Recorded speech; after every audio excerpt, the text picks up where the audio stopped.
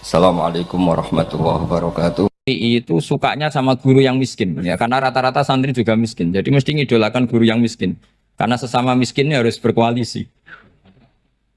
Tapi akhirnya gurunya Imam Syafi'i itu miskin sekali, namanya Muslim bin Khalid Az-Zanji itu miskin, Sufyan As-Tsauri miskin, Sufyan bin Uyainah miskin.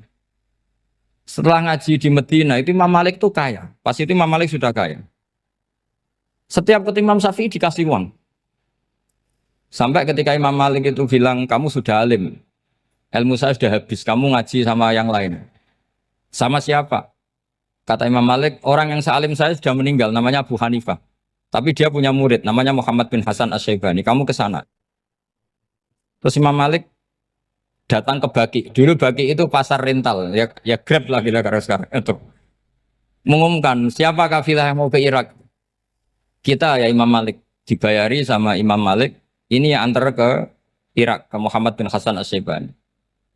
Imam Malik mulai ngeper. Guru saya yang miskin tidak pernah nyangoni, guru-guru saya yang kaya sering nyangoni. Mulai memasalahkan kiai miskin gitu, kira-kira seperti itu mulai masalah. Setelah datang ke Irak di Muhammad bin Hasan Asy-Syaibani itu si Muhammad bin Hasan Asy-Syaibani itu kalau ngitung uang itu di meja tamu. Jadi punya emas lantaan, punya uang. Kira-kira kalau Indonesia punya rupiah, punya dolar, dihitung itu di ruang tamu. Kata Imam Syafi'i, saya dengan Imam Malik saja nggak seret, ini lebih kedonyan lagi kiai. Ngitung uang itu di ruang tamu. Terus akhirnya si Muhammad bin Hasan Asy-Syaibani ini ahlul usul, dia pakar usul. Kamu heran sama saya? Iya, kiai kok kedonyan. Dia ngomong gitu.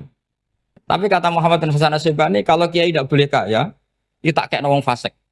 Ben gue demenan, gue mabuk. Oh jangan, nanti dipakai maksiat. Tengjenengan mawon kersane digetoat. Berarti kiai oleh sugih, pun angsal-angsal. Semenjak itu jadi satu fikih bagi Imam Syafi'i. Ternyata kalau mengharamkan kiai sugih, berarti membolehkan yang fasik sugih. Kalau yang fasik sugih bisa dipakai i'anah alal maksiat. Semenjak itu mindset pikiran Imam Syafi'i rubah. Saking rubahnya sampai beliau berpendapat orang bisa beli Alphard, kok beli carry itu haram. Bisa jadi bupati kayak Pak Roba, kok jadi RT haram. Pokoknya gitu. Bisa keren kayak Gus Bak, kok jadi orang pendengar haram. Pokoknya haram terus. Karena dalil beliau al-Islam ya'lu wala yu'la alaih. Coba sampean ridho misalnya jadi orang Gresik dipimpin orang yang enggak sholat, ridho enggak? Nggak, atau sholat tapi nggak bisa ngaji, ridho nggak? Ketika yang bisa ngaji berpotensi jadi buba, terus keterusan. Karena Imam Syafi'i keterusan, ya umatnya keterusan. Akhirnya orang-orang Syafi'i itu politikus rata-rata. Ya, makanya sama jangan kaget sama Baruba. Kakak saya wakil bupati ini. Putranya Mbah Mun ada yang wakil apa?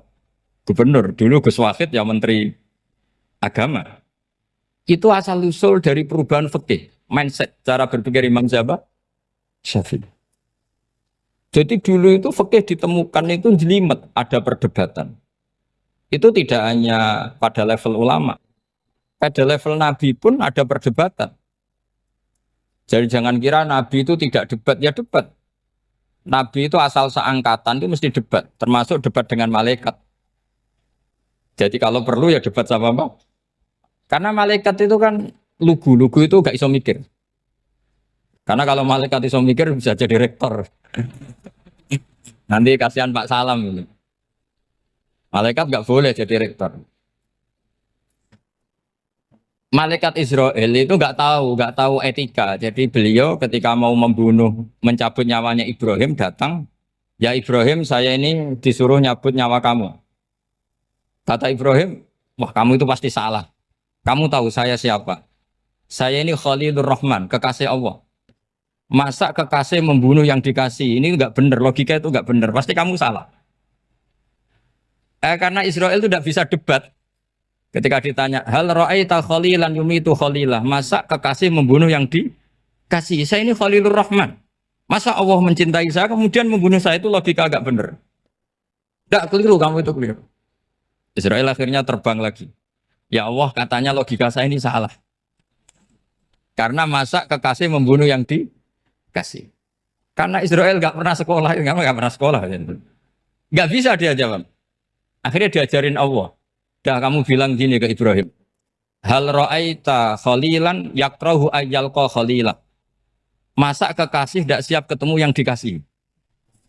Dibalik logikanya. Akhirnya datang lagi ke Israel.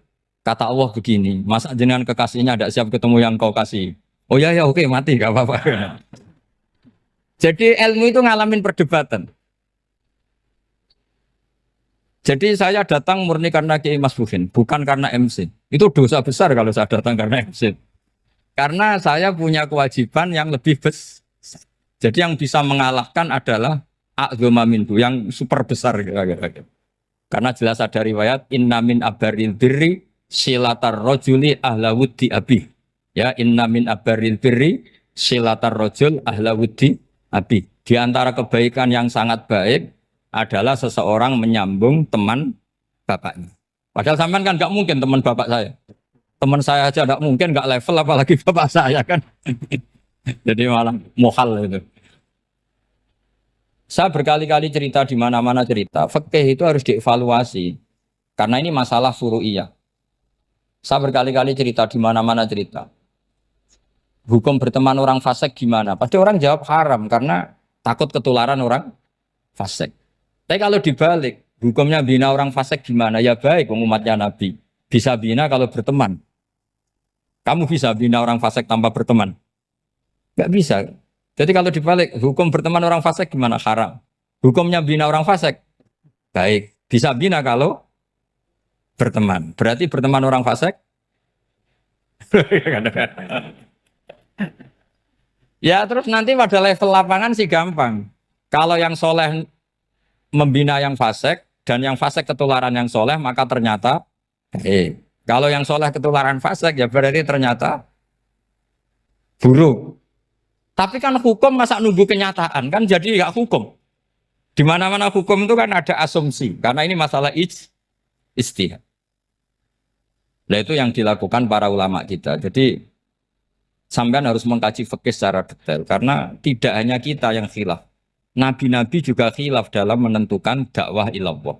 Wali-wali kita kayak Abdul Hasan Asyadili sama Sayyid Abdul Al-Haddad itu juga. Imam Ghazali ya khilaf. Imam Suyuti itu kalau ketemu Al-Qastolani itu saling nggak nanya, saking nggak cocoknya. Masyhur itu. Jadi ulama ora cocok. Bedanya nak saiki perkara partai. Kalau orang dulu enggak. Karena pakai asumsi. Pakai asumsi karena memang susah. Nggak misalnya memang tak bedai, tak beri yang di nggak misalnya ada orang rukuk kemudian kentut. Itu sholatnya batal apa enggak? Enggak, jawab saja. Enggak, orang sholat kemudian pas rukuk kentut atau kelihatan auratnya, sholatnya batal apa enggak? Batal. Itu keliru nih sampean, itu salah dosennya mesti itu. Pertanyaannya gini, yang dikatakan sholat itu kan aqwalun wa af'alun muftatahatun bitakbir muftatamatun bitaslim. Lalu ketika sampai ruku apa sudah namanya sholat sehingga kamu katakan batal? Namanya sholat aja belum kok sudah kamu katakan batal gitu.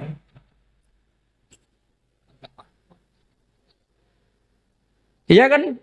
Jadi kalau aku mau sholat pas ruku ngetut batal atau ora? Mestinya jawaban yang benar, ya ora sholat jadinya gitu. Karena kalau dikatakan sholat definisinya harus sampai salah. Tapi kan kita nggak mungkin ngomong seperti itu kan dianggap majnun. Padahal itu yang benar, yang punya kecerdasan. Nah makanya pertanyaannya, fikih itu ngikuti bahasa awam apa bahasa istilah? Kalau ngikuti bahasa awam ya kayak tadi, sholat kok pas rukuk kentut maka batal. Sebenarnya yang batal itu sholatnya apa rukuknya? Nah makanya terjadi perdebatan, kalau yang pakar-pakar usuli itu salah istilah itu nggak mau. Saya ulang lagi, kalau pakar-pakar usuli itu salah istilah itu nggak mau. Terus misalnya tak beri contoh lagi. Kalau imam itu sudah salam pertama. Salam pertama itu yang rukun kan salam pertama. Berarti setelah salam pertama imam sudah keluar dari sholat apa belum? Yakin? Ya sudah. Sekarang sama tak bedain. Lalu makmum itu kesunatan langsung berdiri apa nunggu imam salam kedua? Enggak, jawab saja. Nunggu salam kedua kan? Nah, itu kriminalnya sampai Anda seperti itu. Kriminalnya begini, berarti Anda bergantung sama orang yang sudah tidak sholat. Kata kamu setelah salam pertama dia sudah tidak sholat. Berarti kamu menginstruksikan makmum berhubungan dengan orang yang sudah tidak sholat. Karena sudah keluar dari sholat ketika salam pertama. Kalau kamu di debat gitu gimana jawabnya? Pusing kan? Berarti robtul makmum bisolatiman sing wis laisa fi sholatin. Berarti menggantungkan sholat sama orang yang sebetulnya sudah tidak sholat. Ada yang jawab, sebagian ulama fikih tetap disunatkan menunggu salam kedua. Karena salam kedua itu masih paket meskipun tidak rukun. Dia paketnya selesai. Tapi selalu pertanyaannya gini, lalu setelah salam pertama itu imam masih sholat enggak? Sudah sama berani jawab tuh? Nah ini pentingnya bodoh, gak mikir sebenarnya. Jadi makanya bodoh itu barokah karena gak mikir. Jadi soalnya Rabbana ma khalaqta hadza apa? Batila. Sing bodoh ya barokah, sing pinter ya barokah. Secara barokah itu maksiat. Serana barokah plus. Jadi ilmu itu harus mengalami satu gesekan. Karena logika itu bisa dibalik. Nah karena ilmu itu mengalami satu gesekan, satu logika yang bisa kayak iya kayak enggak. Sehingga jargon di dunia ijtihad itu begini. Ra'yuna shawabun yahtamilul khata' wa ra'yuka khata'un yahtamilus shawab. Pendapat saya benar tapi mungkin salah. Tapi pendapat kamu taruhannya salah dulu tapi ya mungkin benar. Jadi mustahid kalau kata mustahid itu lucu. Ngomongnya itu ra'yuna shawabun yahtamilul khata'. Pendapat saya tarifnya benar dulu tapi ya mungkin salah. Kalau pendapat kamu salah tapi ya mungkin benar atau mungkin bisa salah ya tidak tahu pokoknya mungkin benar. Nah kenapa demikian? Begini, di luar masalah tauhid, saya ulang lagi di luar masalah tauhid, itu tentu ada masalah-masalah yang sifatnya ijtihadiyah. Ya saya ulang lagi, yang sifatnya apa? Ijtihadiyah. Dan ijtihadiyah ini nggak pernah selesai karena muqtadul hal, konteks kesejarahan maupun konteks kesempatan itu tidak sama. Dulu kiai-kiai itu ngaramkan dasi, ngaramkan celana karena yang celananan yang dasinan itu penjajah. Sehingga mantas sabab biqaumin bahwa minhu. Tapi lama-lama kiai-kiai itu ya pakai dasi, pakai celana. Ya karena dianggap sudah tidak mantas sabab biqaumin bahwa minhu. Ini ngalami pergeseran. Semua istihad itu ngalami pergeseran. Lalu pertanyaannya begini, lalu istihad apa Gus yang permanen? Yang permanen ya istihad dengan alat apa? Istihad. Saya beri contoh misalnya begini. Nabi Musa itu yang ngalami istihad. Kata beliau karena kangen Allah, itu ingin melihat Allah karena kangen. Rabbi arini anzur ilai. Qala lan tarani walakin anzur ilal jabal. Ya sudah namanya orang kangen ya ingin melihat, ya sudah gitu aja. Sehingga ahli ilmu kalam itu berdebat. Kalau kata ahli sunnah, karena Nabi Musa minta ingin melihat Allah, berarti melihat Allah itu jaiz, mungkin. Karena Nabi gak boleh bodoh meminta sesuatu yang mau hal. Maka antipatinya ahli sunnah terhadap pendapat Mu'tazilah itu antipati. Karena menurut pendapat Mu'tazilah, Allah itu qadim, Allah itu laisa kamislihi syai'un, sehingga gak bisa dilihat. Pertanyaannya adalah berarti Nabi Musa meminta sesuatu yang mau hal. Itu bodoh sekali sampai nggak tahu mana mau hal, mana apa? Jaiz. Makanya kata Imam Ghazali, masa Nabi Musa yang Nabi nggak tahu kalau melihat Allah itu mau hal. Sampai minta berarti nganggap itu jaiz atau boleh. Itu cara pandang orang-orang ahli sunnah apa? Wal jamaah. Tapi tetap saja sebagian ulama itu ya balelo. Yang kayak Mu'tazilah itu ya balik loh. Cara berpikir pokoknya itu karena kangen, bukan karena mungkin atau tidak mungkin. Jadi nggak mungkinnya tetap tidak mungkin. Terus mereka dalil la tudrikul absar wa huwa yudrikul absar. Nah sudut pandang ini akan terus. Ada seorang wali ditanya, kalau kamu di surga ingin melihat Allah apa enggak? Jawabnya enggak. Kenapa ya? Kasihan Allah. Terus kenapa ya? Unazzihu dzalikal jamala an-nadhuri misli. Saya tidak ridho Allah yang hebat, yang keren, kemudian sing delok di rumah aku wong resik. Koyok gak ngergani pangeran. Sebenarnya sing delok Allah ben golongane Nabi Muhammad, Nabi Ibrahim, kowe ora usah ngilangi keren. Maksudnya itu. Jadi ada ulama itu jadi wali kalau sholat itu karena di soft belakang. Tapi jangan ditiru.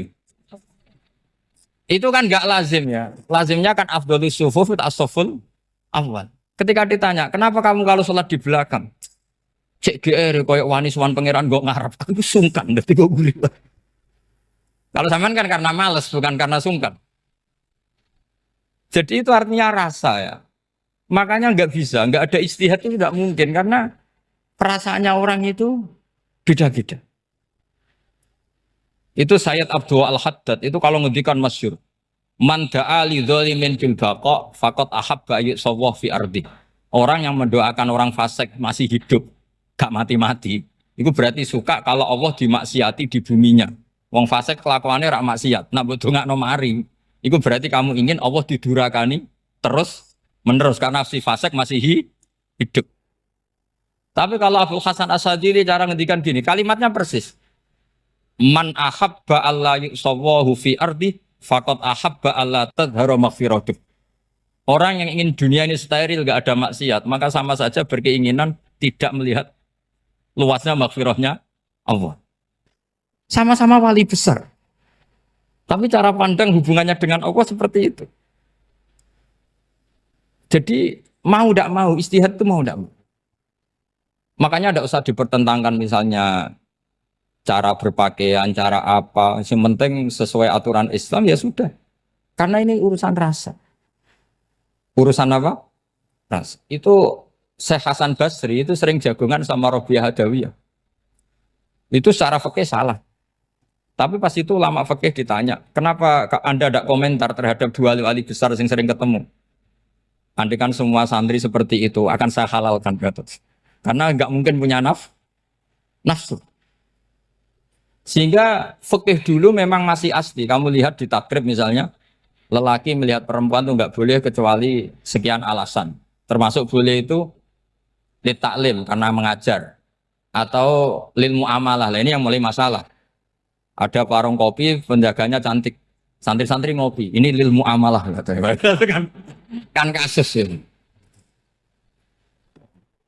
Mau disalahkan pada takbirnya, mau dibenarkan ini jelas fasik kan? Jelas fasik. Jelas fasik. Maksudnya sudah fasik sebelum itu ditambah itu, jadi fasiknya permanen. Nah pertanyaannya adalah, kalau kamu ngajar mbak-mbak, kemudian hafal yang cantik yang enggak, itu taklim lin nazar apa nazar li taklim? Itu taklim apa modus? Makanya kalau ngopi cari bakul yang cantik, itu muamalah untuk nazar apa nazar untuk muamalah? Loh kalau saya ngopi dengan kiroba pasti halal. Karena begini, berjalan saja, bareng capek, nggak tahu itu warungnya siapa, terus berhenti ngopi. Kebetulan bakulnya cantik. Nah itu mungkin halal karena kan saya tidak milih-milih. Ingin ngopi kebetulan bakulnya cantik. Kalau kamu kan nggak apal daftarnya. Wah itu mesti haram itu. Mesti haram itu. Karena berarti kan kamu menjadikan ngopi ini modus. Gue jagani nak takok pangeran. Lo kok nazar? Muamalah Gusti muamalah. Itu mesti modus. Maka fikih itu harus dikawal oleh tasawuf. Kalau ndak semua hukum fikih bisa diakalin. Makanya Imam Bukhari punya satu bab namanya Kitabul Khiyab. Bab mengkhilaf fikih. Beliau itu antinya sama Abu Hanifah itu luar biasa. Enggak ada ulama dibenci Imam Bukhari kayak Abu Hanifah. Masyhur itu. Untungnya beliau enggak menangi Abu Hanifah. Kalau menangi geger terus ini. Bisa bahsul masail terus. Itu Abu Hanifah itu ulama yang suka khilaf. Khilaf itu ngerekayasa hukum. Misalnya begini. Saya ini puasa agak lemes, ujian agak lemes, apalagi kiai serawati di duit, santri beling-beling lemes ini. Apa mangan ini kan, poso-poso kok mangan kan gak keren. Supaya saya bisa makan dan halal, saya bisa ngajak kiai robai ya jalan-jalan, jalan-jalan nyari yang jarak 2 marhalah, ya sudah, terus bisa makan. Kalau ditanya Allah kok makan musafir. Jadi bolehkah insya safar menciptakan pergi demi untuk supaya boleh iftar. Boleh enggak cara jenengan? Enggak boleh, alasannya apa? Kan pergi. Perginya juga enggak maksiat. Itu khilaf. Tapi Sayyid Muhammad, Abu Ya Sayyid Muhammad, Muhammad bin Alawi, Sayyid Muhammad, itu membela Abu Hanifah. Artinya membela jangan semua khilaf itu diharamkan. Karena itu cara, saya ulang lagi, karena itu cara untuk mengawal bahwa hukum Allah itu luas. Karena kalau nggak ada khilaf itu ya kita kesulitan. Kita kesulitan. Misalnya begini, ini penjelasannya, makanya kita harus sering mendengar. Saya itu dulu masih sangat fikih itu protes, kenapa ada puluhan polisi wanita? Itu kan pekerjaan cowok ya, pekerjaan pria. Tapi setelah mendapat penjelasan dari polisi, itu alasannya masuk akal, Gus. Kadang-kadang orang nakal itu menyembunyikan narkoba, itu di alat wanitanya. Itu kalau semua lelaki, polisi kayak jenengan, itu kan masalah itu. Sehingga memang harus ada polisi wanita karena sebagian pengedar narkoba itu perempuan dan menyembunyikannya di tempat itu. Kalau semua polisi cowok kan nggak kebayang. Sehingga kita akhirnya mendengar membolehkan polisi itu wanita. Ada wilayah yang harus wanita. Begitu juga ada pertanyaan, kenapa sih dokter kandungan itu cowok? Saya punya banyak santri yang muhibin saya itu dokter kandungan. Tak tanya, kamu itu kok cowok kok jadi dokter kandungan, kan pekerjaannya seperti itu. Dia jawabnya lucu. Dari 10 yang tes jadi dokter kandungan, itu yang cewek itu lulus 2. Yang cowok lulus semua. Karena ketika cewek dites melihat ketuban pecah darah itu langsung pingsan. Sehingga yang secara psikologi dablek itu kan memang lelaki. Jadi serawongnya sewakit santes. Kadang nggak lahir-lahir dinteni nang jopo rokokane santai. Itu kalau cewek yang jadi dokter kandungan itu nunggu jam 11, jam 4 sudah pingsan. Nah ini cerita, bukan berarti saya menghalalkan, enggak. Kita harus mendengar, saya ulang lagi, kita harus apa? Dan itu setelah mendengar itu nanti jadi disiplin ilmu, yaitu namanya fikih. Karena ilmu fikih itu sebetulnya gampang. Sampean kalau ngaji i'anah, itu kelihatan fikih itu gampang karena ada logika yang terbangun. Misalnya begini, orang kalau tawaf itu disuruh agak jauh dari Ka'bah. Jangan sampai nginjak sadarwan. Karena sadarwan itu pondasi itu ikut Ka'bah. Kenapa begitu? Ya jenenge ra muteri Ka'bah, ide-ide Ka'bah. Jadi sebenarnya sederhana logikanya. Sing jenenge muter itu di luar itu kita muter. Nah kalau nginjak pondasinya namanya gak muteri Ka'bah tapi ida-ida Ka'bah. Ya jadi sederhana sebetulnya ya masuk akal. Jadi fikih itu tidak ada yang iskal, sebetulnya masuk akal. Tapi karena kita nekuni itu tidak serius, maka terus jadi paradok. Saya beri contoh lagi, ini sebagai penghormatan saya sama Kiai Mas Bukin, karena ini sudah namanya fakih. Kalau ada ayam jago ditabrak truk, terus kejet-kejet, adekan dibiarkan pun mesti mati. Karena gerakannya sudah harokatul masbuh. Terus kamu sembelih, itu halal apa enggak? Enggak jawab, ayam jago loh. Kalau kamu katakan halal, dia sudah tidak punya hayatun mustaqirroh, kehidupan yang permanen. Andai kan kamu biarkan pun 1 menit lagi meninggal. Kejet-kejet kan prosedur saja. Maksudnya pantasnya mati ya kejet-kejet sih, tapi sebetulnya sudah pasti mati. Maka ini ada 2 ulama. Kalau kata Imam Malik tetap namanya halal. Karena ruhnya masih di situ, sehingga ketika kita nyembelih, ya nyembelih hewan yang hidup. Yang namanya nyembelih itu pokoknya mematikan yang punya roh. Sementara saat itu rohnya masih di situ. Meskipun 1 menit lagi pasti. Tapi kalau mazhab Syafi'i enggak, ini sudah harokatul masbuh. Tidak punya hayatun mustaqir. Sehingga dalam perdebatan ulama fikih itu lucu. Kadang ya gampang mangkel non. Misalnya begini. Kalau ada anak lahir tidak ada amaratul hayat, nggak nangis, nggak bernafas, sunat disolati apa enggak? Siktun itu, siktun sing layas tahillu walayas langsung lahir langsung mati, nggak ada amaratul hayat. Ora tau mikir tuh. Sam. Itu tidak wajib disolati. Alasannya, ya kan memang sholat alal mayit kan tidak pernah hidup. Di mana-mana mayit itu setelah hidup mati. Ini kan tidak pernah hidup.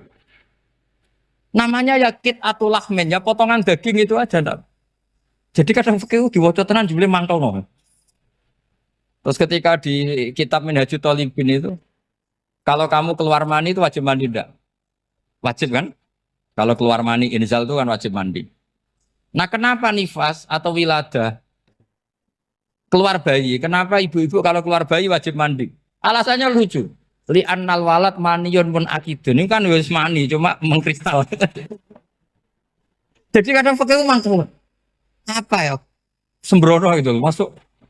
Mosok wajib mandi wiladah itu karena apa? Li annal walad maniyun mun akidun. Niku mani sing wis mengkristal. Mani sing wis jelalatan lah lahir nuangis macam-macam. Jadi ternyata karena kenapa fikih butuh alasan nyari hadis tentang keluar anak mandi itu enggak ada yang sorry. Yang ada adalah tentang inzal. Innamal ma' minal. Akhirnya dicari-cari ternyata walad itu maniyun menakitu. Lah ini problem fikih. Sampean harus siap dengan pelajaran seperti ini meskipun sampean mungkin wong priayi tapi ini ilmu.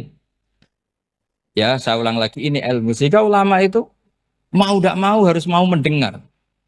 Karena logika yang terbangun itu nunggu kalau mendengar kayak tadi. Nabi malaikat Israel baru sadar, masa kekasih bunuh yang dikasih. Masuk akal juga Israel. Kalau sama sampean sih nggak nerima tetap selonang-selonang ini masalah Ibrahim, Khalilur Rahman. Sehingga kita di alasan fikih itu harus kita dengar. Saya dulu itu, saya sampai sekarang itu sama kalau bayi lahir masuk sudah berbentuk bayi, saya sendiri berpendapat sebaiknya disolatin. Kalau sudah berbentuk bayi, meskipun tidak tidak nangis, tidak ada amaratul hayat. Kan yang digugurkan itu wajibnya, bukan masalah boleh dan tidak. Itu banyaklah perdebatan ulama di bab itu. Saya beri contoh lagi perdebatan ulama. Ini contoh-contoh fikih karena ini khusus penghormatan status fakih tadi. Itu kalau ada orang mati jenazah itu. Jenazah itu kalau sholat, itu kan umumnya jenazah di depan, kita nyolati di belakang. Itu yang mengatakan begitu ya tidak punya alasan, ya taunya mulai dulu begitu, di mana-mana nyolati jenazah, jenazahnya di depan. Tapi di kitab Mahali jelas diterangkan, kata kaul sani tidak wajib. Alasannya lucu, fa innal janazah laisat bi imamin. Jenazah itu tidak imam, kenapa harus di depan? Kan kacau kan? Lu coba alasannya di depan apa? Dia ada imam kok. Nah barokahnya fikih itu sehingga kita melihat di Arab Saudi sekarang itu jenazah kan di belakang. Tapi kita tetap nyolati apa? Mayit. Kalau di Arab Saudi musim haji itu jenazahnya di kamar mayit, tapi kita nyolati. Itu satu-satunya takbir ya tadi fa innal janazah laisat bimanzilatil imam. Tapi jangan praktekkan nanti dia kepaliran sesat. Saya hanya cerita ilmu, jangan dipraktekkan. Kalau dipraktekkan masih jadi aliran sesat. Mono jenazah ning mburi mame kok ngarep aliran sesat. Sebetulnya bukan sesat tuh. Uji coba fikih. Ya karena tadi fa innal janazah laisat bimanzilatil. Bukti lagi kalau sampean sholat ghaib. Sholat ghaib itu misalnya mayitnya di Surabaya, boleh enggak sholat ghaib di sini? Terus jenazahnya di belakang kamu apa depan kamu? Nah ini kan fikih itu pokoknya gitu. Makanya standar furu'iyah itu susah. Karena perdebatannya itu mirip-mirip. Kayak iya, kayak tidak, kayak. Makanya dulu zaman sahabat, ada sahabat itu mencintai Rasulullah. Senengannya sowan. Bukti cinta sowan. Banyak juga yang sahabat bukti cinta Nabi itu tidak pernah sowan. Alasannya ganggu. Kenapa kamu jarang sowan Nabi? Saya sering jamaah sama Nabi, saya tidak pernah sowan. Kenapa? Ganggu. Biar Nabi kalau di rumah sama anak istrinya, saya tidak mau ganggu. Makanya saya termasuk kiai yang gak pati seneng disowani. Karena ya itu tadi. Kalau ngulang seneng saya, kalau disowani biasa saya. Kalau kiai roba tuh nilai, nak pernah sepuh jadi rasuan nilai. Jadi beda. Saya sering ditilii kiai-kiai sepuh. Tapi bahasanya tentu tidak sowan, tapi nopo nilai. Kalau sowan itu maka kan nafkah itu seperti itu. Jadi ada disiplin, di situ ada disiplin ilmu. Yang kadang kita tidak cocok. Makanya Imam Syafi'i sendiri ngendikan kadang beliau dengan gurunya, dengan Imam Malik sampai ngarang ikhtilafu Malik. Beliau punya data yang beliau itu sedang nggak sama dengan gurunya, yaitu Imam siapa? Malik. Karena mindsetnya itu beda. Tidak sampai misalnya saya tanya, sholat itu harus menghadap kemana? Tidak, jawab saja. Kiblat kan. Ukurannya apa coba? Namanya madep. Wajah apa dada? Imam Syafi'i milihnya dada. Sekarang praktekkan dalam dialog keseharian. Saya jagungan sama Kiai Roba seperti ini, terus wajah saya begini, madep enggak? Nah itu masalah. Terus pertanyaannya, madep dengan dada itu fis sholat apa fil qiyam?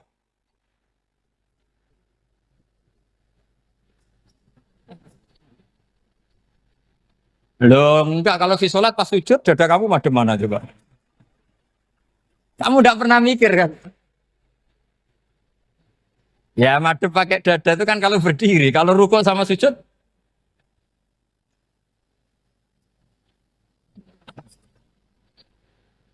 Loh itu ulama itu jelimet gitu.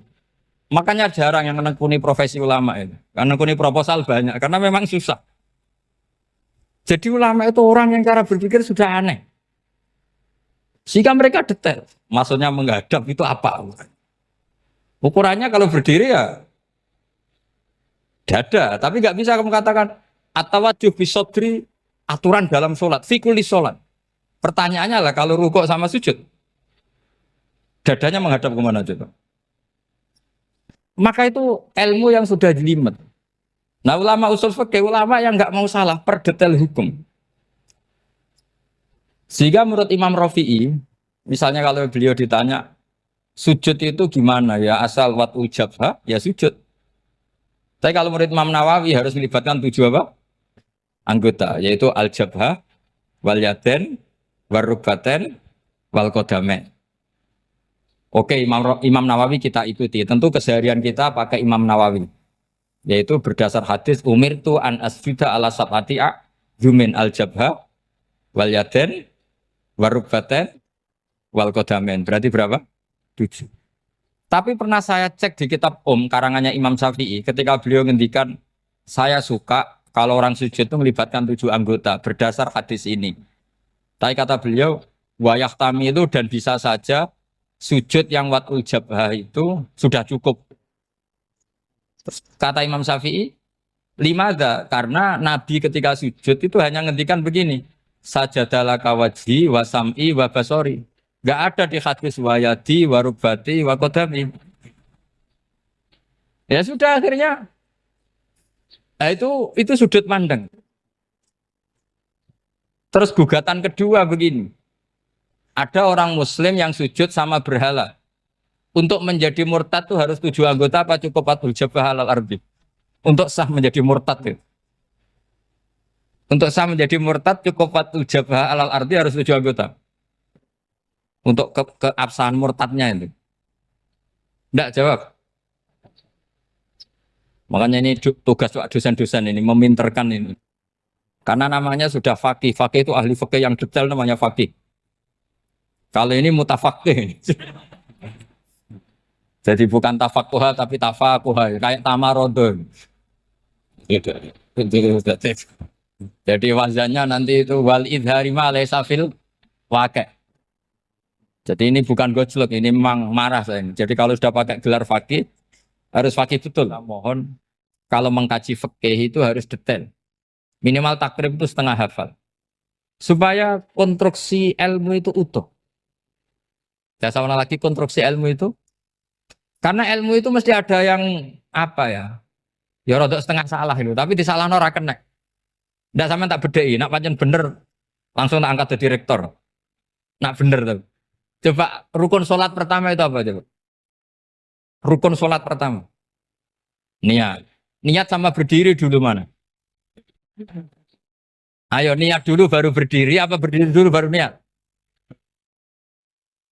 Berarti niat sama berdiri dulu mana? Rubah kan? Artinya kita mau bilang tartib urutannya niat berdiri takbir nggak bisa. Yang dikatakan niat itu apa? Qasdus syai' muktaronan bifi'lihi. Berarti niat sama takbir harus bareng apa urutan?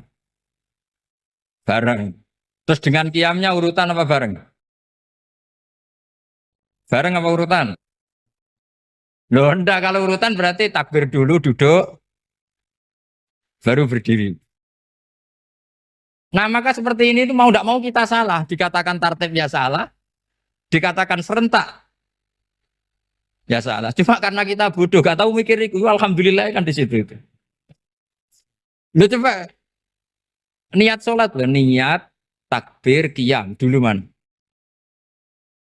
Niat takbir qiyam dulu mana coba? Dulu qiyam. Enggak ada kitab yang mengatakan arkanus sholat awaluha. Oh, dianggap kitab kriminal maksudnya. Makanya ngendikan ulama-ulama di sarah-sarah, mau tidak mau sebagian istilah itu tasamu, tasamu itu wis tiga gampang ngono kok repot. Karena kita tidak bisa detailnya. Coba misalnya puasa. Puasa Ramadan itu wajib apa? Tabi itu niat, nginep no niat. Sing darani nginep itu umure lama apa enggak? Lama kan? Sekarang sebelum 2 menit kamu baru niat, sah apa enggak? Sah. Itu sempat nginep apa enggak 2 menit itu? Enggak sempat kan? Jadi ilmu itu makanya kata ulama-ulama, pokoknya ilmu itu ono, mesti ono unsur tasamu. Tasamu itu ya tiga gampang. Apa? Tiga gampang. Misalnya Imam Syafi'i berpendapat mashu ba'dir roksi. Itu kata beliau walau sya'rotan fi hadir roksi. Meskipun satu rambut asal masih di wilayah kepala. Tapi kalau rambut itu dikeliwir, dibasuh di sini enggak sah. Karena sudah keluar dari batas apa? Kepala. Imam Syafi'i cara berpikir kan ya ngene iki jenenge basuh sirah. Tapi cara Abu Hanifah enggak. Ya enggak, yang namanya megang kepala itu ya minimal seperempat. Masa gitu dikatakan megang. Lalu ulama usul fikih itu berdebat. Sesuatu itu sesuai masodaknya. Masodak itu yasduku alaihi kada. Yaitu ini tadi saya cerita ke Ibu Khen tentang ngaji Jamul Jawame. Ini ilmu yang di Jamul Jawame. Sesuatu itu ukurannya mayasduku alaihi kada apa dengan takrif definisi. Misalnya gini. Sholat itu batal dengan makan. Kalau kamu sholat makan batal nggak? Nggak, jawab saja. Batal. Itu satu upo apa satu piring? Nggak, jawab saja. Satu upo sudah batal. Sekarang bab makan di ngormat tamu. Cong tamuku keimangan. Iku sak upo apa sak piring? Nah ini kan tidak fair. Di bab tamu makan satu piring, tapi di bab sholat satu upo. Maka pertanyaannya, lalu penamaan sesuatu itu berdasar masodak, mayasduku alaihi ismu kadza, atau berdasar uruf?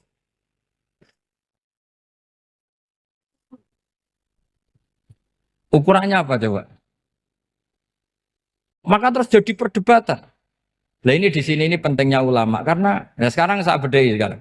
Cengkeh itu wangi apa enggak? Kategorinya cengkeh. Wangi kan? Kalau orang bikin kue tar pasti pakai apa? Cengkeh. Pakai wedang ronde supaya manis. Apa wangi dikasih apa? Cengkeh. Nah itu saya berkali-kali cerita. Pernah mau dipikirkan orang Islam itu nggak boleh rokok karena dianggap pakai apa? Mewangi karena ada apa? Cengkeh. Tapi terus didebat. Kalau gitu berarti orang Jumatan sunat rokok. Karena Jumatan disunatkan pakai pewangi. Wah itu kan akhirnya tuh, wah iya ya, repot ya kan. Jadi kalau cengkeh kamu kategorikan pewangen, yang orang Islam nggak boleh rokok karena pakai cengkeh yang wangi. Konsekuensinya orang Jumatan sunat rokok karena berarti di masjid pakai apa? Pewangi. Kan sesat semua ya, jadi itu ilmu. Makanya selain fikih mateng, itu ada ilmu yang namanya usul fikih. Usul fikih itu yang neliti itu. Mayasduku alaihi kadza. Jadi yus ngono iku darani ngono. Seorang lagi. Ngono iku wis darani ngono. Ora perlu roh detail. Ya, saya ulang lagi, wis ora perlu roh detail. Makanya Abu Hanifah itu misalnya basuh wajah, wis angger kecelok ngene iki basuh wajah. Nek Imam Syafi'i kan detail. Mimba ini mana bitis sya'ri sampai ila somahe uzunehi ila zakon. Terus mana bitis sya'ri Imam Syafi'i nambah apa? Ghaliban. Kenapa ditambahi ghaliban? Karena kalau orang budak mana bitis sya'rinya di sini. Jadi itu fikih. Jadi fikih itu jelimet. Padahal kita ini nggak pernah berpikir secerdas Imam Syafi'i, tapi akhirnya ya mikir juga. Agak ditambahi ghaliban, mana bitis sya'rinya orang budak kan? Sini. Terus sekarang perdebatannya, orang budak basuh Mastur Roksi di sini sah enggak? Karena tadi itu wajah apa kepala gitu. Kan jadi bingung gitu. Ya makanya ini mukadimah saya supaya sampean apa lebih disiplin belajar apa? Fikih dan setidaknya didiskusikan lah kitab-kitab Minhajul Thalibin atau kitab-kitab Mahali. Karena di situ nanti ada perdebatan. Kamu harus memaklumatkan diri kalau antum minal ulama il amilin. Kamu termasuk ulama yang amilin. Terus ditanya sama orang-orang, bagaimana kalau nyatanya ndak? Kamu tadi subuh sholat, ya saya sholat. Kamu tadi zuhur sholat, ya saya sholat. Kenapa ketika kamu maksiat ingat terus, ketika kamu taat tidak ingat? Berarti kamu anggap Allah itu menyesatkan kamu tok, tapi tidak pernah ngasih hidayah sama kamu. Pas delok rondo ning dalan kok maksiat, bar sholat atau syukur, bar zuhur atau syukur berasa. Berarti kan nyifati Allah, hari ini Allah ngasih saya maksiat. Sementara lupa kalau Allah ngasih sholat zuhur, sholat asar, sholat maghrib, sholat. Oh sudah di situ al-imanul kubra, pokoknya orang itu soleh semua. Nah saya itu termasuk orang yang didikte oleh kitab, terbentuk oleh kitab Al-Minanul Kubra. Jadi di situ hidup itu enak semua. Makanya saya itu masih ingat dialeknya dua orang alim. Nggak berusaha sebut, ini agak sensitif karena ceritanya itu ada anaknya kiai mau nyalek. Karena dia anaknya kiai tanya, Mbah dalilnya nopo nanti yang kepengen jadi jabatan, mencari jabatan itu sah. Kalau yang jawab tak sebut gak apa-apa namanya. Jawabnya Mbah Mun oleh gak apa-apa. Nabi Yusuf juga boleh jabatan. Terus beliau baca qalat alni ala khuzainil ardi inni khafifun alim. Nabi Yusuf juga boleh jabatan ya Rabb. Didebat sama orang alim. Itu Nabi Yusuf syariatnya itu mansukhah bi syariati Rasulullah Muhammad sallallahu alaihi wasallam. Setelah tamunya pulang, Mbah Mun dibantah gitu. Dari Mbah Mun gini bilang, anut kiai wae oleh pemenang anut nabi. Masih ingat kalimatnya. Anut kiai wae oleh pemenang anut. Artinya Nabi Yusuf kan minta jabatan ij'alni ala khuzainil ard. Jadi akhirnya semenjak itu fikih-fikih ilmu tadi saya ulang lagi. Akhirnya saya cari, termasuk saya disuruh bangun. Saya golekno dalile nak wong soleh oleh jabat. Hatin dulu, wong dalil kok diorder saya ya sempat. Ternyata saya cari-cari ya tadi am yahsudunan nasa alama atahum wa min fadlillah faqad ataina ala Ibrahim alkitab wal hikmata wa atainahum mulkan azim. Keluarga Nabi Ibrahim di antara sifat yang disebutkan Allah adalah dikasih mulkan azim. Sebab itu akhirnya kiai Indonesia itu mazhabnya Syafi'iyah semua. Politik ya kerso, jabat ya kerso, proposal ya kerso. Saya ini, maksud saya ini yang menyelamatkan ilmu. Kalau orang khusyuk pasti gedeng. Kiai kok gelem proposal, kiai kok para pejabat. Tapi orang ilmu setuju. Nah saya nggak tahu setujunya itu bawaan ilmu apa bawaan nafsu tadi itu yang mulai saya data. Nah kalau saya kan bawaan ilmu saya baca. Itu bedanya saya dengan Mas Nadif jadi bawaan baca. Karena kemarin saya dibully habis-habisan di Kudus. Saya tidak punya kesempatan bicara di menantunya Neng Mu'ahid. Wah ini kurang ajar betul orang ini kata saya. Tapi saya nyari sisi positifnya. Kalau saya dibully kan saya madlum. Orang madlum gampang jadi wali. Yang dia bully berarti zalim ya sudah berarti wali saya gitu. Nah supaya dia juga wali sekarang tak bully supaya impas gitu. Jadi ini nolong beliau. Jadi saya 22 hari itu kalau habis subuh ke rumah sakit, tapi kalau asar pulang ngajar. Ya begitu terus. Karena mbah-mbah saya itu sukanya ilmu Masya Allah. Karena ilmu itu penting. Apapun pakemnya para wali itu kalau diingatkan secara ilmu itu terus kayak runtuh. Saya berkali-kali mencontohkan. Dan itu valid, data itu valid. Sufyan bin Uyainah itu orangnya khusyuknya Masya Allah, gurunya Imam Syafi'i, gurunya Imam Malik. Itu beliau menceritakan dalam kitab Hilyatul Auliya. Nabi Isa itu senengannya itu ceria sekali. Nabi Yahya itu senengannya bersengut, abusan, suka kayak takut akhirat, takut penyakit. Tapi bukan takut corona, enggak ya jelas kan. Akhir-akhir ini fatwa, sekarang jangan baca Uwais Al-Qarani, tapi Al-Qarni. Meskipun saya tahu ada yang baca Qarani di kitab-kitab, ada yang baca Qarni. Tapi sekarang wajib dibaca Al-Qarni sementara. Sekali dibaca Al-Qarani itu nisbatun ilah. Iya, jadi makanya ini untuk sementara dibaca, ngikuti yang baca Uwais Al-Qarni. Meskipun di sarah-sarah, apa bifathir ra' wakila bisukun, ya sudahlah sekarang harus ijma' dulu Al-Qarni ya, karena kalau Al-Qarani itu. Akhirnya Nabi Isa ditegur sama Nabi Yahya.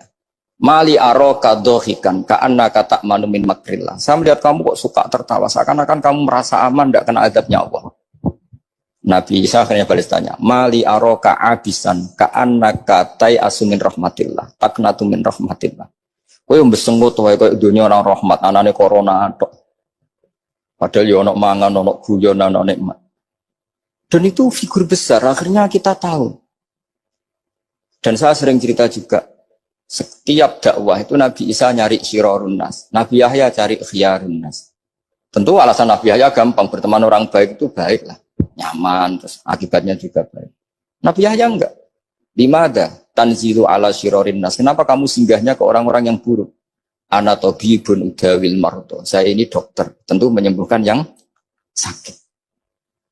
Akhirnya terus di Indonesia banyak kiai yang kancanan orang fasik ya banyak. Tapi ya tentu yang benar itu yang mensolehkan yang fasik. Yang mesti salah yang menjadi fasik karena ketularan yang. Tapi itu lagi-lagi apa? Ilmu yang bisa menjadikan kita percaya itu ilmu. Ya itu kira sama melok bener di. Ya bener belum serah paham mau. Mergo kan gak mungkin kritik Utsman ya orang mungkin, kritik Abu Dzar ya mungkin wong krungu ora tahu. Berarti bener di. Sira tau maca, mergo ora roh ceritane. Paham? Masyhur perdebatan Utsman. Jare Utsman ku nandur anggur iku oleh wong ikhtiar mergawe. Lah soal sing tuku ya mbok ya ora roh. Ya muga-muga ora dienggo ngono. Lah Abu Dzar pikirane ngono, nganti jumlah sebanyak itu gak mungkin tintakno nggo konsumsi. Debat kan akhirnya. Kira tau mikir toh, alhamdulillah kan akhirnya ora roh. Umpama kowe roh kok ditakwil, kabeh iku sahabat kita ora perlu komentar, paham. Tapi piye-piye roh iku mari komentar, atok ora roh. Bolak-balik apik goblok. Alhamdulillah kula wis pokoke bela wong goblok. Yo hikmahe gede lah, setelah hikmahe gede. Hikmahe jajal ke misalnya macamu koyo aku kepikiran gak bener di kan kepikiran. Nah ra maca gak kepikiran wala ali wa sahbi ajmain. Ujmu'an ajmain alhamdulillah aman. Di bang ra paham itu ajmain apa? Ajmain. Abu Dzar radhiyallahu anhu. Engko muni Utsman ya radhiyallahu anhu. Padahal kira-kira dugaanku lho. Kowe muni Abu Dzar radhiyallahu anhu Utsman yang gremeng. Iya ngono wae. Padahal Utsman radhiyallahu anhu masyhur debatnya Abu Utsman wa Abu Dzar.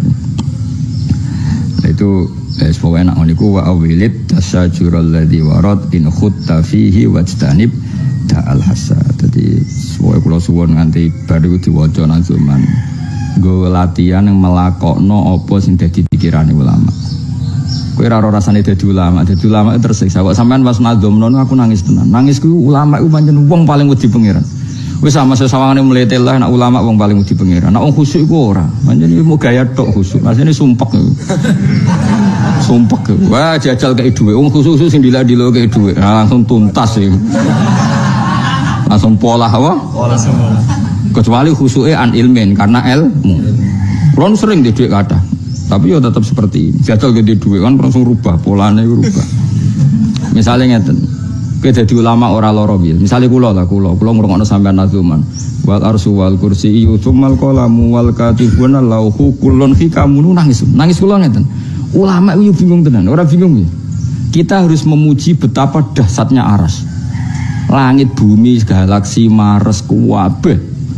Iku didakoni ning aras, iku kaya kafalat itu koyo barang sepele. Saking gedene napa? Aras. Langit bumi Mars jual kuwabe. Wal kolam wis gak kebayang. wal kursi ambane kursi kaya apa wasi'a kursi samawati wal ardh. Tapi ulama ketika muji aras kepikiran, waduh, aras singgasanane Allah. Nah aras tak puji-puji seakan-akan Allah butuh aras. Wah perkara Allah kok butuh. Akhir ngendikane terus kulun hikamu lalih tiajin. Yo aras wibat lah iku kandhani. Kudu mbok imani kabeh ana hikmah. Awas kowe nak muni ikhtiyat mergo Allah butuh. Lah nek kira ulama kan tenang wae. Wah aras gedene ra karo. Top pokoke aras. Ora kepikiran panjenengan ulama. Tapi nak ulama munamuni aras top lali ngetopno Allah malah ribet kan. Kowe ora tau mikir ngono, malah ora tau nangis. Dong to kowe. Tak latih rasane dadi ulama, loro kan. Akhirnya, iya aku ora iso muji aras. Mubalek iso, aras ngene-ngene, jane makome mubalek apa? Mubalek. Nak ulama ora iso. Le waras kok puji nganti ngono piye le dul lali ikhtiajin. Piye Allah gawe aras ora krana butuh. Tapi kira muji aras yo keliru. Aras ku pertontonane Allah sing nunjukno nek Allah iku kondang, nanti iso gawe aras. Gawe kuwe yo iso, enteng lah. Gawe aras yo iso. Angel dadi ulama, mlane innamal yakhshawa min ibadil ulama. Sumpet di Allah tenan ulama. Mergo ketika muji aras langsung ditambahi kullun hikamun. Tak akoni aras ono hikmah. Kursi ono hikmah, wal katibunallah ono hikmah. Tapi la likhtiyajin, kabeh ora krana Allah butuh. Bayangno aku yang besok maca iku terus paham. Wah, langit nangis yakin. Wah, esuk ana maca Jawharatut tauhid jauhar manane mutiarane tauhid. Wah, malaikat ning langit langsung ndongano kabeh. Ya Allah, zaman akhir kok ana maca iku. Bareng dicek boleh maca ora paham. Wah. Coba boleh maca tok to. Gak ngefek kan. Jadi itu ana kata kuncine kang lalihtiajin, apa? Lalihtiajin. Lha sing dadi jauhar apa? Sing dadi mutiarane kalimat lalihtiajin. Tapi aras tetap dipuji Ibrahim Al-Laqani. Napa kullun hikamu tapi lalihtiajin wa bihal imanu yajib alaika ayyuhal insan. Kowe kudu iman nak aras kursi ku ono. Tapi kowe ya kudu iman nak Allah gawe iku ora krana butuh. Tapi gawe tempat tidur kan krana ape butuh ngorok ning kono. Ya ta ora. Kowe gawe kursi mergo kesel mbok golaya. Allah gawe kursi ora krana butuh. Wong zaman rungono kursi Allah ya Rabbi Al-Qayyum berdiri sendiri. Makanya ulama ketika memuji aras itu yang ngerasa dosa. Nah balik kan tenang aja. Nah ulama ngerasa dosa, kudu ditambahi lalih tiyajin ora krono buta. Ini jadi ulama itu berat. Kan kalau senang guys, suruh ngomong ora paham bunga itu senang alhamdulillah. Kok malah paham malah tersiksa, no? Tersiksa. Ya jadi eling-eling ya. Jadi kabeh ono kok edae. Jadi antar ulama melane innama yakhshawaha min ibadihil ulama. Ora iso takwane sapa wae ngalahno takwane ulama ora iso. Mergo ulama itu orang paling tersiksa ketika sesuatu itu tidak proporsional. Tadi misalnya kemuji aras. Aras koyo apa gede nih. Langit bumi saisine muja kok aras iku nyuplik sithik. Tapi kita harus tetap mengatakan lalih tiyajin bahwa Allah bikin itu bukan karena butuh. Karena pantangannya Allah itu butuh sama makhluknya. Ya, pantangannya Allah secara tauhid apa? Butuh sama makhluknya. Mergo Allah itu al-ghaniyul mutlaq apa? Al-ghaniyul mutlaq. Maka ditambahi oleh musannif lalih tiyajin. Nan kula yakin kene apa Mbah Mun, Mbah Fadol, hampir kuwi Indonesia kene apa pilihane kok Jawharatut Tauhid. Manjen kitab ini luar biasa. Kula gadah sarahnya banyak, termasuk indukan takrirannya Mbah Mun sapunya. Jadi Mbah Mun akhiri ini nginduk kitab Tuhfatul Murid. Kula gadah kitab Tuhfatul Murid dikarang oleh Syekh Ibrahim Al-Bajuri sing aran napa Bajuri napa Sarah Takrib. Ini ngendikan luar biasa. Termasuk gawe kaidah wa awilid tasajurul ladzi warad in khutta fihi wastanib ta'al hasan. Iku sami kalian ado manteng sibat sing Ibnu Ruslan niku sing disarai Sayyid Ahdal apa nak teng mriku istilah wa majara binas sahabi naskutu napa wa majara binas sahabi naskutu. Jadi apa saja yang berjalan konflik antar sahabat naskutu kita diam. Nah teng mriki luwe aktif wa awilid tasyajurul ojo diam tok, memang kita takwil kalau itu hasil ijtihad. Paham ya? Wa malikun wasairul a'imma kada Abul Qasim hudatul ummah. Oh, dadi nadzuman lalih tiajin itu dirungokno ning aras, paham itu keren apa? Lalih tiajin, malaikat langit kondang tenan gitu. Dia muji aras tapi tetap kita tutup lalih tiajin. Wa malikun ta Imam Malik wa sairul a'immalan imam liyane kada Abdul Qasim kaya mengkono Malik Abdul Qasim ta Imam Abdul Qasim Al-Junaidi iku kabeh hudatul umat iku para petunjuk umat. Ya kowe kudu yakin nek kowe buta imam, iku misal Imam Malik, ya masyhur kan? Imam Malik, Imam Syafi'i, terus Imam sinten Sufyan Ats-Tsauri kabeh, Abdul Qasim, Imam Ghazali kabeh hudatul kowe ora mlebu, sampean kapan-kapan tak lebokno nek iri lebokno dhewe. Nek ora percaya lebokno apa dhewe. Fawajibun mongko iku wajib taklidu habrin utawi anut sing pinter minhum. Ini macane habrin nggih mboten khairin tapi apa? Habrin. Kowe wajib anut mereka karena mereka itu orang-orang pinter. Kata kowe mungkin hak cerita soal kaum bila jeneng lan nafat difamu kang iso den pahami apa kaum. Bon titik. Wa asbitan nana tepono temen siralil auliya maring pira-pira wali al karamata ing keramat. Kowe kudu yakin nak wali ku duwe keramat. Asline lil auliya berhubung nadzuman diwaca napa lil auliya.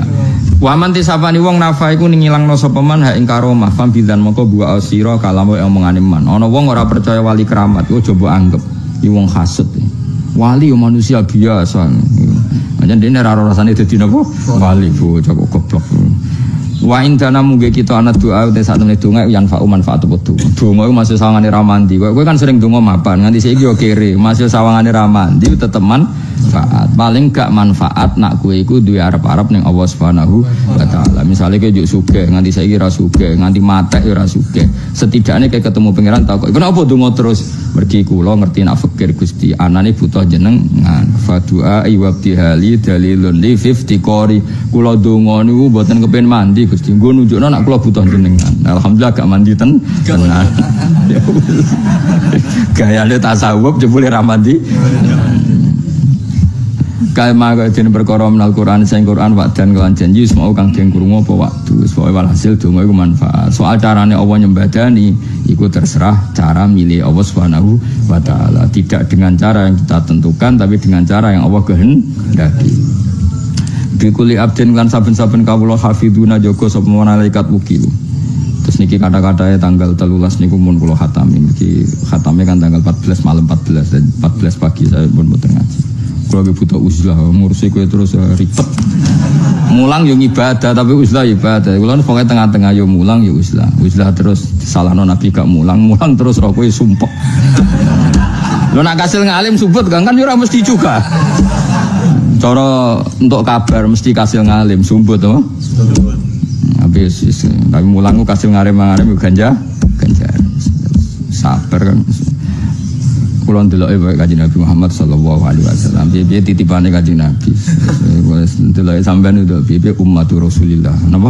Ummatur Rasulillah. Mane kesebut nak ketemu Karnakir kandhane. Kir kowe ojo ndelok aku umate Kanjeng Nabi. Saurip-uripku ngaji Jawharatut Tauhid.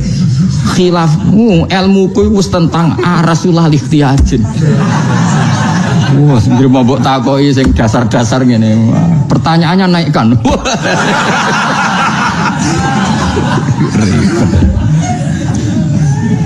Oh, pertanyaannya naikkan.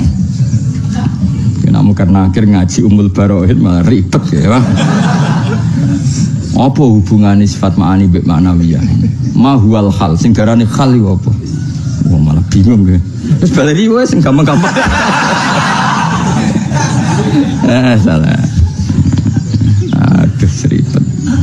Bikuli abdin kelan saben-saben kawula hafiduna Pak ono malaikat sing jaga wukilu kang den tugasi sapa hafidun. Setiap satu orang itu ada para malaikat penjaga sing ditugasi. Wa katibuna ana malaikat tukang nulis. Dadi ono malaikat sing tukang nulis kuwe. Mulane nek jagongan sesuk, mulane jare Abu Bakar kowe aja geman ngel-ngelo malaikat. Mari malaikate dendam. Mergo mangkel, malaikat temu mangkel, ora mangkel piye? Isuk jagongan nganti sore, ngomong sing ora penting. Allah nugasno malaikat apapun sing diomongno iku tulis. Wes kan akhire. Gak penting kabeh. Akhire malaikat ku rapat. Rapate ngene, ditulis dosa iku ora bakasan perzinaan ya ora maksiat, ditulis ganjaran iku ora masalah ibadah. Dadi jare Abu Bakar ngono iku mok ngel-ngelo malaikat. Lo karuan nak mulai esok sampai sore subhanallah subhanallah. Malaikat kan gampang tuh dice. Ini minal ujur harus diganjar. Kutau karuan miso. Malaikat jelas. Misalnya gue mulai esok dicuancuk. Malaikat ini jelas. Karuan ditulis dosa. Iki ora ngomong ra penting kabeh. Misalnya wah esok ini ngopi ora enak. Cari kancane wah yo. Mbok meneh ngene ngayal mulai. Sing sitok nambah wah ngene iki bojo wayu setia wedak. Wah, mau nganti sore. Jajal kayak misalnya jadi malaikat, mangkelem koyo. Ditulis dosa iku ora dosa, ditulis ganjaran. Akhirnya ono rapat khusus. Ini kategorinya apa? Menan jare Abu Bakar kowe aja geman ngel-ngelo malaikat. Lah kowe penggaweane ngono kok kon urip mung keramat kuwi. Kula mboten ngoten, kula yakin mboten.